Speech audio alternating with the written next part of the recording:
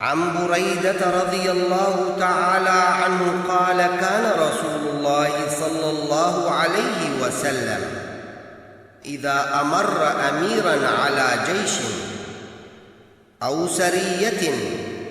قال اغزوا بسم الله ولا تغلوا ولا تغدروا ولا تمثلوا ولا تقتلوا وليدا ولا امرأة. صحیح مسلم۔ حضرت بریدہ رضی اللہ عنہ بیان کرتے ہیں کہ جب رسول اللہ صلی اللہ علیہ وسلم صحابہ کی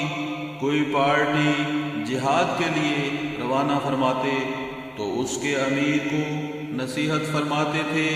کہ اللہ کا نام لے کر خدا کے رستہ میں نکلو اور کبھی خیانت نہ کرو اور نہ کبھی دشمن سے بد عہدی کرو اور نہ قدیم وحشیانہ طریق کے مطابق دشمن کے مقتولوں کے اعضاء وغیرہ کاٹو اور نہ کسی بچے یا عورت کو قتل کرو